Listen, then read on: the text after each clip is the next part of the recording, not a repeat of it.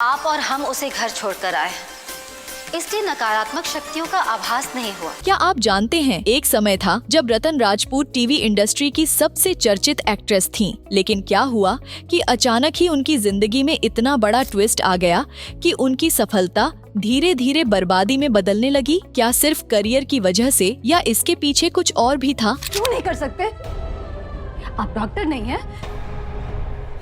यहाँ एक इंसान मौत से लड़। आइए आज हम इस सस्पेंस और थ्रिलर की कहानी पर एक नजर डालते हैं और जानते हैं कि रतन राजपूत की असली सच्चाई क्या है। तो बने रहिए 7 एनियस रिवाइंड के साथ और जाने क्या था वो राज जो उनकी जिंदगी को बदल कर रख गया। शादी की भी आप कीमत दे रहे हैं, सिंगलहुड की भी मैं कीमत दे रही हूँ। 15 साल पहले एक साधारण सी लड़की जो टीवी पर अचानक छा गई थी, अचानक पूरे इंडस्ट्री में टहलका मचा रही थी। बड़ी बड़ी हीरोइनों को पीछे छोड़कर ये लड़की अपने करियर के शिखर पर पहुंच रही थी। नाम था रतन राजपूत। बड़े बड़े टीवी बैनर्स उसे अपने शो में लेने के लिए बेताब रहते थे और बॉलीवुड में कदम रखने की चर्चाएं भी तेज हो गई थीं। फिर अचानक क्या हुआ? ये लड़की कहाँ खो गई? क्या सच में उसका करियर अचानक गिर गया? आपको जो भी कहानियाँ सुनने को मिली हैं, क्या वे सब सही हैं? या फिर रतन की बर्बादी के पीछे कुछ और गहरी और चौंकाने वाली वजहें हैं? रतन राजपूत 20 अप्रैल 1987 को पटना में जन्मी,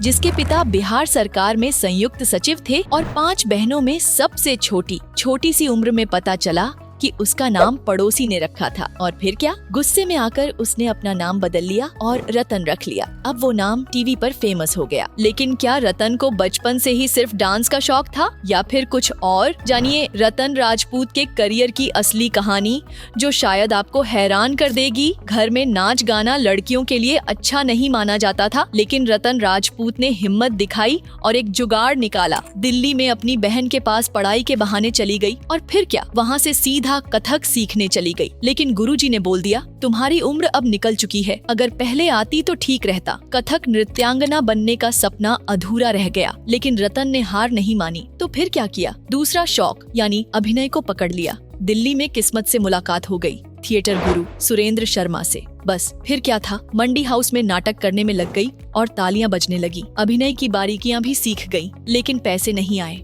निराश होकर गुरुजी के पास पहुंची तो गुरुजी ने कहा, मुंबई जाओ, वही तुम्हारी मंजिल है। यह सब कुछ 2005 के आसपास हुआ था, लेकिन रतन के सपने तो अभी शुरू ही हो रहे थे। किसी ने कहा है, अगर हार मान लोगे तो मंजिल तक कैसे पहुंचोगे? रतन ने इसे सच कर दिखाया। रतन ने माया नगरी मुंबई में कदम रखा और फिर क्या, धक्के खाने शुरू हो गए। एक स्टूडियो से दूसरे स्टूडियो तक के चक्कर लगाते लगाते छोटे छोटे साइड रोल मिलते गए। कभी ट्रे उठाने वाली लड़की तो कभी नौकरानी का किरदार निभाती, लेकिन हार नहीं मानी और 2006 में उसे मिला सीरियल रावण में सूर्पणखा का रोल। अब खर्चे तो छोटे मोटे किरदारों से किसी तरह कट ही रहे थे, लेकिन रतन को कुछ बड़ा करना था। फिर एक दिन खबर आई कि एक बड़े सीरियल के लिए ऑडिशन हो रहे हैं। रतन भी भागी, लेकिन वहाँ जो एक्ट्रेसेस पहले से मौजूद थीं, उनकी खूबसूरती और काबिलियत देखकर रतन को लगा, यहाँ तो दाल गलने वाली नहीं है। लेकिन फिर भी हिम्मत जुटाकर उसने ऑडिशन दिया और घर वापस चली गई। कुछ दिन बाद उसके फोन की घंटी बजी। प्रोडक्शन हाउस से कॉल आया। रतन को कहा गया, आओ फौरन मिलो। जब रतन वहाँ पहुँची तो शौक, उसे सिलेक्ट कर लिया गया था और वो टीवी शो था राधा की बेटियां कुछ कर दिखाएंगी, जिसमें रतन को सबसे छोटी बहन छुटकी का रोल मिला।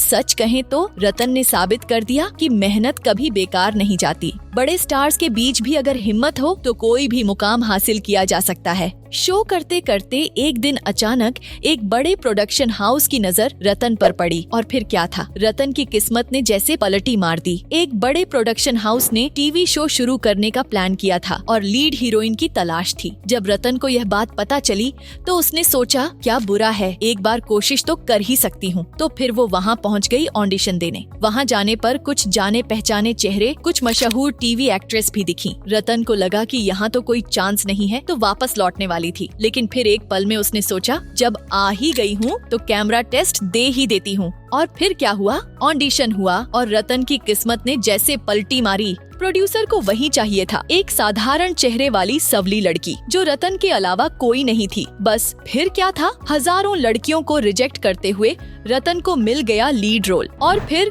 2009 में आया वो सीरियल अगले जन्म मोहे बिटिया। इस सीरियल ने तो टीवी पर टीआरपी के सारे रिकॉर्ड तोड़ दिए और रतन राजपूत, जिन्हें पहले कोई जानता भी नहीं था, एक हफ्ते में स्टार बन गयी। जब अगले जन्म मोहे बिटिया की लीड हीरोइन बनी तो रतन राजपूत की किस्मत ने ऐसा पलटा मारा कि रातों रात वो टीवी की स्टार बन गई। अगले ही साल अपने स्वयंवर से एक धमाका कर दिया, इतना हंगामा मचाया कि रतन ने टीवी की नंबर 1 एक्ट्रेस का खिताब छीन लिया। और हाँ, बिग बॉस वाले भी उन्हें अपने घर बुलाने के लिए मजबूर हो गए। रतन की जिंदगी बदल चुकी थी। जो कभी किराए के कमरे के लिए तरसती थी, वह अब पॉश एरिया में करोड़ों का फ्लैट खरीद चुकी थी। एक दिन वो किसी के लिए भी टीवी की सबसे चर्चित एक्ट्रेस बन गई थी। और फिर क्या हुआ, अचानक ही वो गुमनाम हो गई। अब सवाल ये उठता है, क्या थी वो वजह, क्यों ये चमकती हुई स्टार गुम हो गई? चलिए हम आपको बताते हैं। असल में रतन ने एक सीरियल में गलती कर दी थी, वही स्वयंवर वाला शो। इसी शो के बाद लोगों ने उन्हें ताना मारना शुरू कर दिया, उन्हें पैसे के लिए झूठी सगाई करने वाली लड़की कहने लगे। और फिर उनकी जिंदगी में एक और बड़ा ट्विस्ट आया। रतन ने जिस लड़के अभिनव शर्मा को चुना था, उसने तो एक शर्त रख दी, अगर हमें रिलेशनशिप में रहना है तो सिर्फ कॉमेडी सीरियल ही करने होंगे। लेकिन न वो मानने वाला था, न वह किसी और के करीब जाने की इजाजत देता। और फिर क्या हुआ, एक दिन अभिनव ने उन्हें छोड़ दिया। तो क्या था रतन का असली कड़वा सच? क्या यह शो उनकी बर्बादी का कारण बना? हमें तो लगता है गजब का ट्रैप था यार। रतन राजपूत की जिंदगी में ऐसा तूफान आया कि उसकी पूरी दुनिया ही पलट गई। पहले प्यार, फिर शोहरत और फिर क्या, एक दिन अचानक ऐसी घटनाएं हुई कि रतन के लिए सब कुछ अंधेरे में डूबने लगा। सबसे पहले स्वयंवर से गहरा झटका, फिर पिता की मौत ने तो जैसे रतन को अंदर तक तोड़ दिया था। और फिर जो हुआ वो शायद किसी को न हो। संतोषी माँ सीरियल कर रही रतन को एक दिन खबर मिली कि उनके पापा को कैंसर है और वह आखिरी स्टेज पर हैं। रतन ने खुद को पूरी तरह से उनके इलाज में झोंक दिया, लेकिन फिर भी क्या कहा जाए, समय से पहले ही सब कुछ खत्म हो गया।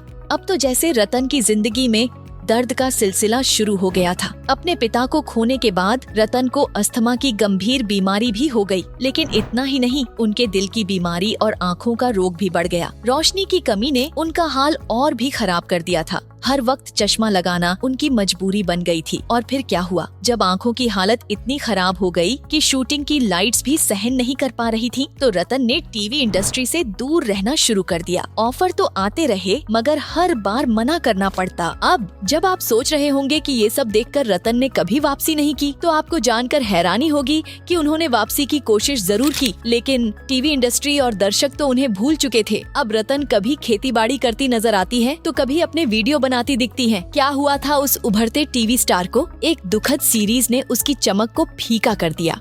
अगर आपको ये कहानी दिलचस्प लगी हो तो चैनल को सब्सक्राइब करना न भूलें और वीडियो को शेयर जरूर करें। साथ ही कमेंट करके बताइए कि आपको रतन राजपूत की जर्नी कैसी लगी। क्या उनका संघर्ष आपको प्रेरित करता है? और हाँ, जुड़े रहिए हमारे साथ, क्योंकि हम लाते हैं ऐसी और भी दिलचस्प कहानियाँ। आपका अपना चैनल 7 अनियस रिवाइंड, जहाँ हर कहानी है एक नई शुरुआत।